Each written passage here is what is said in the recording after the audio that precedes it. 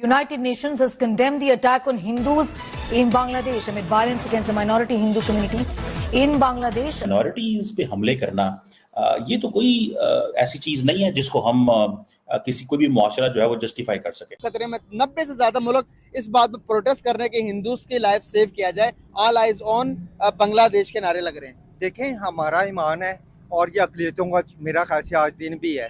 हर अकलियत को भी वही हक है जो एक मुसलमान को हक है। बेशक वो मुसलमान मुल्क है, लेकिन इससे पहले उन्होंने जमात इस्लामी के रहनुमाओं को फांसियाँ दी, मुसलमानों पे जुल्म किया। जिन्होंने क़याम पाकिस्तान में पाकिस्तान का साथ दिया था उन्हें फांसियाँ लगाई। तो अगर हिंदुओं पर जुल्म जायज़ नहीं है तो उन मुसलमानों पर जुल्म भी जायज़ नहीं है। अभी मैं देख रहा था कि पूरे यूरोप और अमेरिका के अंदर जो है वो प्रोटेस्ट हो रहे हैं कि हिंदूज को बचाया। नमस्कार दोस्तों, चैनल पर आपका हार्दिक अभिनंदन है।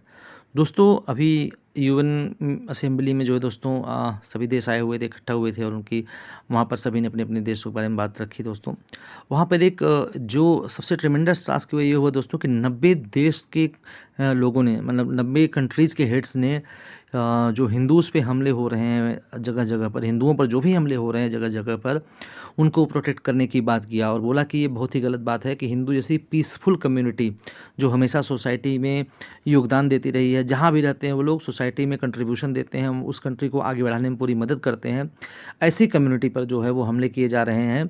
ये बहुत ही दुर्भाग्यपूर्ण है और इसे तुरंत रोका जाना चाहिए, हिंदूज़ को प्रोटेक्ट किया जाना चाहिए। ये सभी 90 कंट्रीज़ ने वहाँ पर बोला दोस्तों।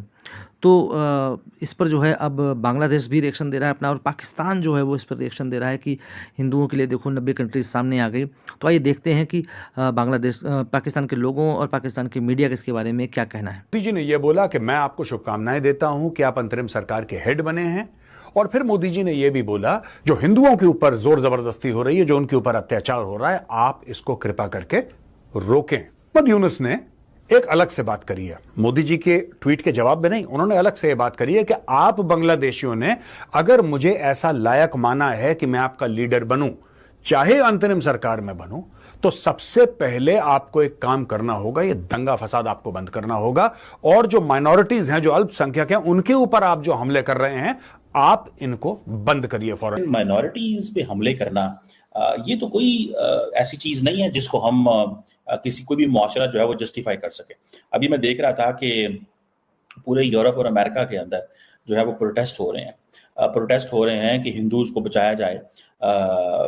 देखें, ये जो मुस्लिम मुआशरे हैं इनके ऊपर बड़ा सख्त इम्तिहान है, और वो इम्तिहान ये है कि जो माइनॉरिटीज जहाँ जहाँ मौजूद हैं उनको प्रोटेक्ट करना मुसलमान मुआशरों का, ये सोसाइटीज का काम है। ठीक है, बांग्लादेश के अंदर हिंदूज को क्यों टारगेट किया जा रहा है, अहमदीज को? बल्कि आज मैंने सुना उनसे, क्या नाम है उनका, जो मोहम्मद यूनुस साहब से मैंने सुना, उन्होंने ये कहा कि किसी को कोई हक नहीं है कि वो टारगेट करे हिंदूज को, अहमदीज को, सिखों को, बाकी जो भी वहाँ पे माइनॉरिटीज हैं। बल्कि न्यूयॉर्क टाइम्स ने भी इस पर स्टोरीज की कि हिंदूज इन बांग्लादेश फेस अटैक जैसे ही। सो ये जो एक इम्प्रेशन है कि शायद शेख हसीना वाजद जो थी, she was a pluralist leader, she was a leader that was protecting the minority. अभी जो वहाँ के इंतशारी जो टोला है वहाँ पर जो निकला हुआ है सर, उन्होंने जो बांग्लादेश की माइनॉरिटीज थी उनकी जान खतरे में डाल दी है सर। वहाँ पर जो हिंदूज पाए जाते थे 1.5 करोड़ हिंदूज सर, उनके तकरीबन 3 से 4 मंदिरों को घुस के तोड़ दिया, और अभी उनकी लाइफ खतरे में। 90 से ज्यादा मुल्क इस बात पर प्रोटेस्ट कर रहे हैं कि हिंदूज की लाइफ सेव किया जाए। ऑल आइज ऑन बांग्लादेश के नारे लग रहे हैं। बीइंग अ मुस्लिम और हॉली प्रॉफिट सल्लल्लाहु अलैहि वसल्लम की प्रीचिंग से मुताबिक अक़लियतों को भी वो जानो माल, मजहब और हर किस्म का इबादत के तमाम हकूक हासिल है, उनकी हिफाजत होनी चाहिए। बिल्कुल सही होगा। आप देखते हैं कि आज ईसाई इतना पावरफुल है कि उनके बंदों पर कहीं भी जुल्म होता हो, ईसाई फौरन से बयान दे देता है, अमेरिका बयान देता है, तो उधर दस्ती उसी टाइम ही वो जो हमले आवर लोग होते हैं वो रुक जाते हैं और डर जाते हैं लोग। हिंदू कहीं पर भी कोई भी उनके ऊपर जुल्म करे तो इंडिया बयान दे, तो इंडिया की 5वीं बड़ी मैशत होने की वजह से भी रुक जाता मामला।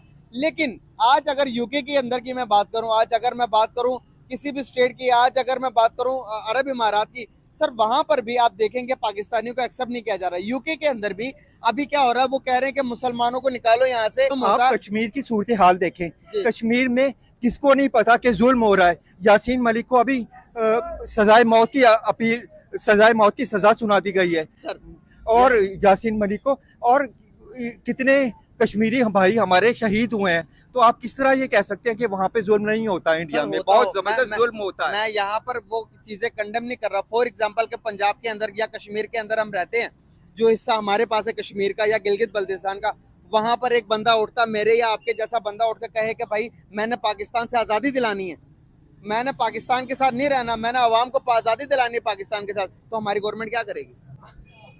ये पाकिस्तान इस्लाम के नाम पे बना है, वो मुसलमान है, हम सब मुसलमान हैं, हम सब इकट्ठा रहना चाहते हैं। हमारा मुल्क किस नाम पे बना? ला इलाहा इल्लल्लाह मुहम्मदुर रसूलुल्लाह, ये हमारा कलमे की बुनियाद पे बना। हमारा रहन सहन, हमारा खाना पीना, हमारी इबादत, हमारा रहने का तरीका, माशरत, इकोनॉमी, सब कुछ हिंदुओं से डिफरेंट है।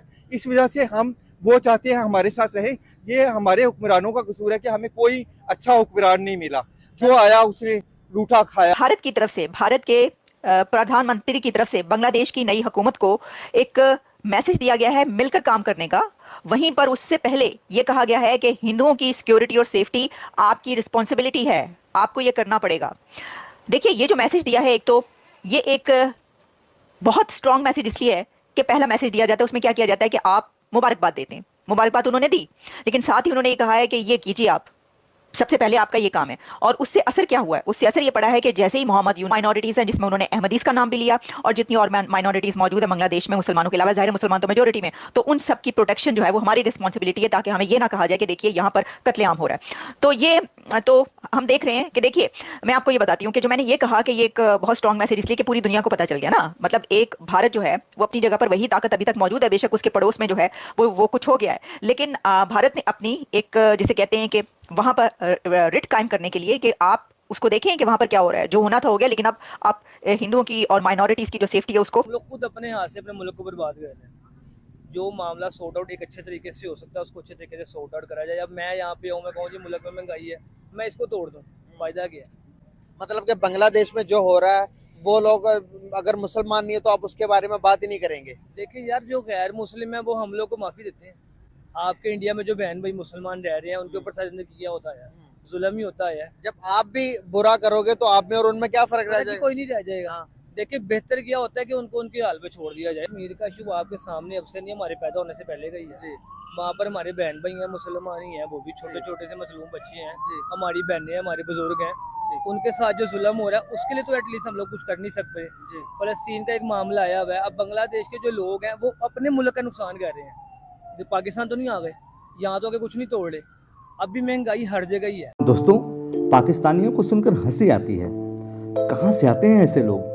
ऐसा लगता है ये लोग हमारे गोले के नहीं हैं, किसी और गोले से आए हैं। कितने तेजस्वी हैं ये लोग। आप सभी हंसते रहिए और पाकिस्तानी कॉमेडी का मजा लेते रहिए, और चैनल को सब्सक्राइब करना और शेयर करना ना भूलें। धन्यवाद।